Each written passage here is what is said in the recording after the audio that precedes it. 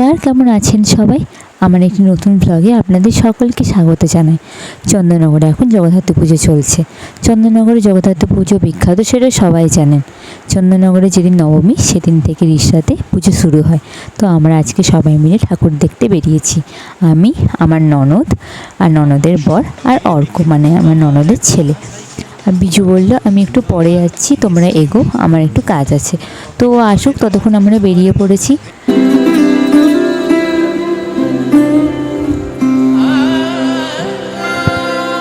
তো এই প্যান্ডেলটা চন্দননগরেও করেছিল, সেটা আমি ফোনে রেখেছি। চন্দননগরে আমি যেহেতু যেতে পারিনি, তো ফোনে দেখলাম প্যান্ডেলটা খুব সুন্দর করেছিল।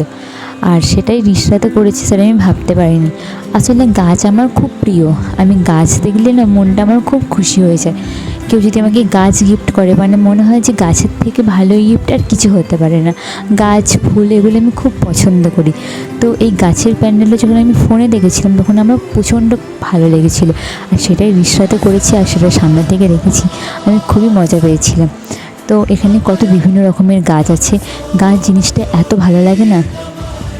আপনাদের যদি গাছ ভালো লাগে তাহলে অবশ্যই কমেন্টে জানাবেন। আর প্রত্যেকটা প্যান্ডেলে একটা করে এরকম ভলেন্টিয়ার থাকে। তো এই গুবলুটা এত কিউট, ওকে আমরা এত রাগিয়েছি, ও শেষমেশ আমাদের ওপর প্রচুর রেগে গেছে। তো প্যান্ডেলটা যেমন সবুজে ভরা, ঠাকুরটাও কিন্তু সবুজের মতনই ভরা। তো প্যান্ডেলটার সাথে সাথে মাকেও কিন্তু খুব ভালো মানিয়েছে প্যান্ডেলটার মধ্যে।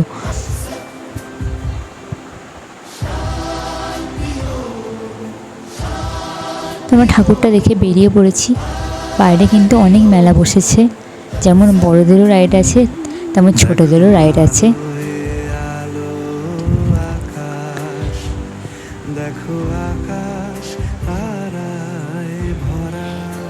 এই ঠাকুরটার প্যান্ডেলটা তেমন কিছু করেনি, নর্মাল ছিল, তাই প্যান্ডেলটা তুলিনি, ঠাকুরটারই ছবিটা তুলেছিলাম। আর এই যে এই প্যান্ডেলটা, এটা বাইরে থেকে দেখে যতটা সাধারণ মনে হচ্ছে, ভেতরটা কিন্তু আরও সুন্দর।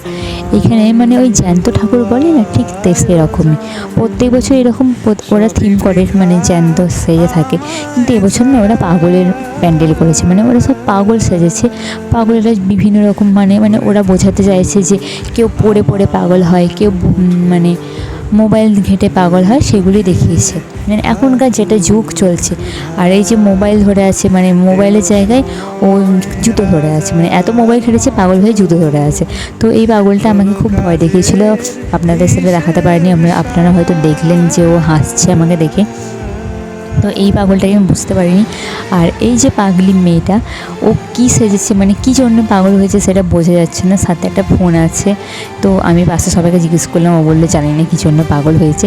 তো ছাড়ুন, বেশ ভালো করেছে, ভালো অ্যাক্টিং করেছে। ওরা খুব ভালো প্রফেশনাল অ্যাক্টার, প্রত্যেক বছর ওরাই আসে। আর এই যে পাগলটা, এই পাগলটাকে আমি নাম দিয়েছিলাম যে তেরে নাম সিনেমার সালমান খান। তো ওদের মানে ওনারই মতো ওরকম বেঁধে রেখেছে। আর তার পাশে একজন ছিল। আর এখানে রিয়া দিয়া দাদাভাই আমাকে দেখে হাসছে যে বৌমনি তুমি ভয় পেয়েছো। আমি বললাম তখন তোমাদেরকেও ভয় দেখাবে, তখন তোমরাও বুঝতে পারবে। তো ওদের এটাই কাজ, ওরা তো ভয় দেখাবে। আর এই যে ভোগানন্দ মাঠের প্যান্ডেলটা, এই প্যান্ডেলটা প্রত্যেক বছরই অতি সুন্দর করে, আর এবছরও দারুণ সুন্দর করেছে। ফোনে হয়তো বুঝতে পারছেন কিনা জানেন না, কিন্তু সামনে থেকে দারুণ সুন্দর দেখাচ্ছে। আর এই নাগরদোল্লা দেখতে যতটা সুন্দর হয়, মানে চাপলে তার থেকে অতি সুন্দর লাগে। নাগরদোল্লা আমি প্রচণ্ড ভয় পাই ছোটোবেলা থেকেই। নাগরদোল্লা যে কোনো রাইড আমি চাপতে পারবো, কিন্তু নাগরদোল্লা আমি একদম চাপতেও পারি না, আর পছন্দ করি না নাগরদোল্লা। তো ডোডোর সঙ্গে দেখা হয়ে গেছে, ও কাজ সেরে এসেছে। তো ওর সঙ্গে কিছু ঠাকুর দেখেছিলাম আমরা। দেখো আলো আলো আকাশ, দেখো আকাশ। আর এই যে প্যান্ডেলটা, এটা হলো একটা এলিয়েনের প্যান্ডেল। আপনারা কই মিল গিয়া সিনেমাটা দেখবেন, ওটা ফেমাস সিনেমা, সবাই দেখেছেন। ওই সিনেমাটার মতনই, মানে ওখানে যা যা জিনিস দেখিয়েছিল এলিয়েনটার আসার আগে, ওই সব জিনিস সব এঁকেছে। মানে ওরা এই পাড়াটার মধ্যে ওরাই সব করেছে, বাচ্চা বাচ্চা ছেলেগুলো। এখানটা প্রত্যেক বছরই এরকম থিম করে সুন্দর সুন্দর, কিন্তু ওরাই বানায়। আর এখানে দুখানে এলিয়েন আছে, মানে জ্যান্ত এলিয়েন মানুষ, ওরা সেজে দাঁড়িয়ে আছে। একজনকে তো বোঝা যাচ্ছে না, কিন্তু একজনকে বোঝা যাচ্ছে। ও আমাদের সবার সাথে মানে হাত মিলিয়েছে, ছবি তুলেছে, কিন্তু ভেতরটা এতটাই নীল হয়ে আছে কারণ আলোটা দিয়ে কিন্তু সব কিছু ভালো করে বোঝা যাচ্ছে না। তাও আমি যতটা পেরেছি দেখানোর চেষ্টা করেছি, আপনারা দেখুন। চন্দননগরে যেমন সুন্দর সুন্দর থিম করে, তেমন রিসরাতেও কিন্তু খুব সুন্দর সুন্দর প্যান্ডেল হয়। আমরা যেহেতু রিসরার এই পারে থাকি, ওই পারেতে আরও ভালো ভালো প্যান্ডেল আছে।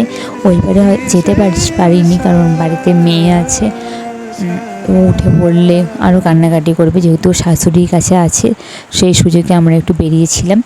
আর ওই পারে ঠাকুরগুলো খুব সুন্দর। আপনারা যদি রিসরাতে যারা বাড়ি তারা তো জানবেন, আর যারা রিসরাতে এসে ঠাকুর দেখতে চান তারা আসতে পারেন। খুব সুন্দর সুন্দর প্যান্ডেল করে। আর এই যে প্রতিমাটাকে দেখতে খুব সুন্দর। আর এখানে একটা দাদা ঢাক বাজাচ্ছিল। দাদাটা আমাদের সাথে সাথে লাইনে ছিল, কিন্তু এখানে দেখছি দাদাটা ঢাক বাজাচ্ছে। এত সুন্দর ঢাকটা বাজাচ্ছে না, মানে দেখে কেউ বলবেই না যে দাদাটা এমনি ঢাক বাজায় না, অন্য মানুষ।